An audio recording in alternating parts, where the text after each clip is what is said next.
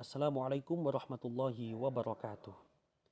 Baik, pada kesempatan kali ini saya ingin sharing mengenai besaran dan satuan di dalam fisika. Dan sebelum memulai sharing ini, alangkah baiknya kita mulai dengan berdoa terlebih dahulu. Mari kita berdoa sesuai keyakinan masing-masing. Berdoa dimulai. Berdoa selesai. Baik, kita langsung masuk pada slide yang pertama.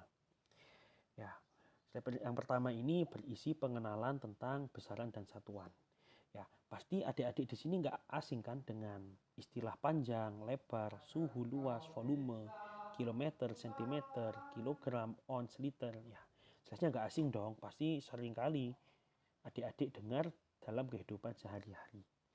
Ya, untuk istilah panjang, lebar, suhu, luas, volume itu adalah contoh besaran dalam kehidupan sehari-hari. Dan untuk kilometer, sentimeter, kilogram, ons, liter itu contoh satuan. Gampangannya gini, kalau besaran itu adalah yang diukur, kalau satuan itu adalah ukurannya. Ya, panjang itu kan yang diukur. Kilometer itu ukurannya. Jadi gampangannya seperti itu. Ya. Tapi ketika kita hanya memahami dengan definisi demikian, itu kan kurang kurang lengkap lah, kurang komplit. Jadi kita perlu mengetahui definisinya yang diungkapkan dengan kata-kata. Maka apa definisi besaran dan satuan? Baik, kita lanjut ke slide berikutnya. Ya, besaran adalah sesuatu yang dapat diukur serta memiliki nilai yang dapat dinyatakan dengan angka-angka dan memiliki satuan tertentu. Sementara itu, satuan adalah suatu pernyataan yang menjelaskan arti dari suatu besaran. Ya, misalnya ya, kita ada kita mendengar bensin dengan volume 2 liter. Maka mana besaran, mana satuan? Kita lihat yang diukur apa di situ? Volumenya kan? Berarti volume adalah besaran. Lalu satuan itu kan ukurannya. Ukurannya apa di situ? Liter. Berarti liter adalah satuan. Ya, bagaimana adik-adik? Gampang kan ya membedakan antara besaran dan satuan? Ya pasti gampang dong. Masa nggak bisa membedakan antara yang diukur sama ukurannya? Pasti bisa dong. Ya. Oh ya, besaran itu dibagi jadi dua. Ada besaran pokok dan ada besaran turunan. Lalu apa definisi masing-masing dari keduanya? Mari kita lanjut ke slide berikutnya. Ya, besaran pokok adalah besaran yang tidak diturunkan dari besaran lain. Gampangnya besaran pokok adalah besaran yang murni. Dia bukan merupakan penurunan dari besaran lain. Dan di dalam fisika, besaran pokok ini jumlahnya hanya 7. Jadi selain 7 ini, masuknya dalam kategori besaran turunan. Makanya 7 besaran pokok ini adik-adik wajib hafal. Supaya apa? Supaya bisa membedakan antara mana yang besaran pokok, mana yang besaran turunan. Karena selain 7 ini pasti masuk ke besaran turunan. Ya, dapat dilihat di tabel. Di situ sudah saya cantumkan juga satuan internasionalnya. Lalu bagaimana cara mudah untuk menghafal 7 besaran ini? Ya, jadi saya punya trik untuk mudah menghafalkan 7 besaran pokok. Jadi adik-adik tinggal mengingat-ingat kata-kata ku ingin jumpa Susi waktu masih pagi. Ya, loh kok bisa?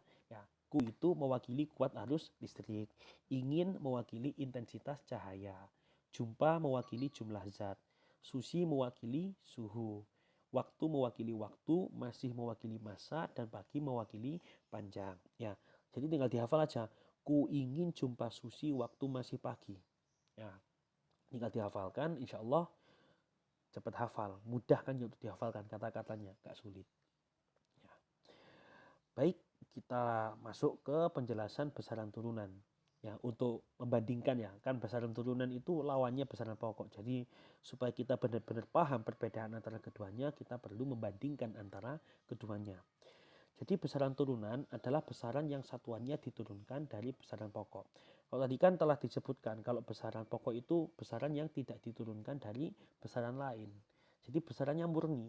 Tapi kalau besaran turunan ini sudah campuran, sudah ada perpaduan antar besaran pokok. Contoh nih, luas. Ya. Luas rumusnya apa? Panjang dikali lebar. Ya, panjang satuannya meter dan lebar satuannya meter. maka akan memunculkan satuan meter persegi. Meter kali meter sama dengan meter kuadrat. Meter pangkat 2 kan biasanya kita sebut dengan meter persegi. Loh, kok bisa lebar ini memiliki satuan yang sama dengan panjang? Iya, karena lebar ini memiliki dimensi yang sama dengan panjang. Bahkan lebar sendiri ini aslinya adalah panjang. Cuman para ilmuwan ini mengistilahkan dengan istilah lain lebar, nggak disamakan istilahnya dengan menggunakan diksi panjang, kata panjang. Itu supaya apa? Supaya kita mudah untuk membedakan mana yang sumbu X, mana yang sumbu Y. Sama, volume juga sama. Ada tinggi, panjang, lebar, tinggi. Itu sama, aslinya semuanya adalah panjang.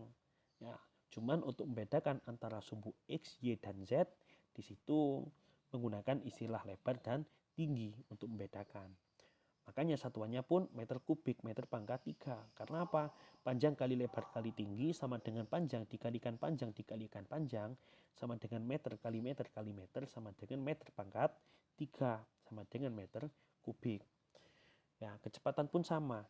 Kecepatan adalah perpindahan dibagi waktu. Saya berpindah tempat sejauh 5 meter misalnya. Meter juga kan satuannya panjang. Ya. Maka perpindahan itu sama dengan panjang. Kecepatan sama dengan perpindahan dibagi waktu, sama dengan panjang dibagi waktu, panjang satuannya meter dan waktu satuannya second. Berarti kan meter dibagi second atau sama dengan meter per second. Ya, sama untuk besaran turunan yang lain, percepatan, gaya pun sama.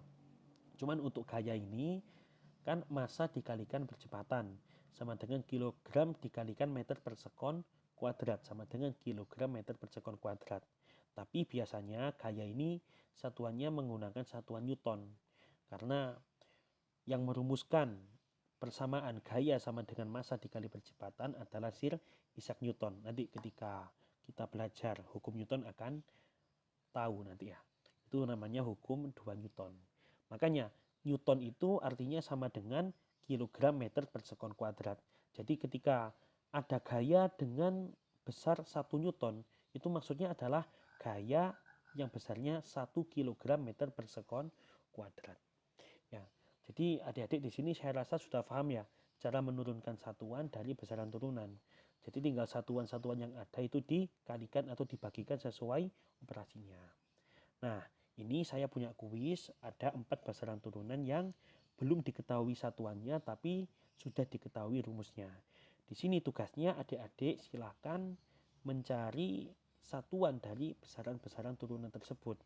Jadi saya kan sudah mengajari ya gimana caranya menurunkan satuan dari besaran turunan. Ya silakan di sini untuk menguji pemahaman adik-adik, silakan dikerjakan.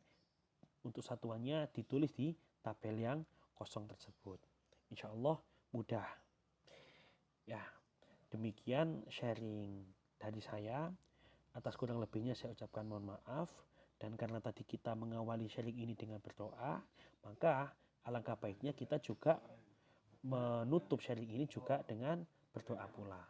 Ya, baik silahkan berdoa sesuai keyakinan masing-masing. Berdoa mulai.